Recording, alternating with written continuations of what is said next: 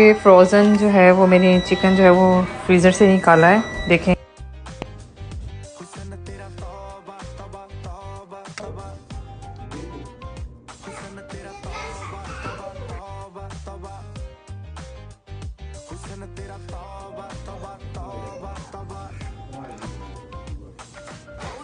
कुड़ी ने दिल साडा हाले थोड़ा साफ जहा नहीं लगदा इरादा गुत्त बाड़ी लंबी नहीं रखी है मुटियार ने है देखदा परांदा नहीं ओ देखदा परांदा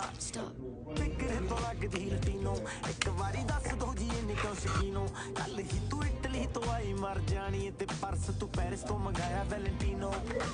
हाँ तेनू क्यों ना दिखा तेरे तो की सिखा तेरे से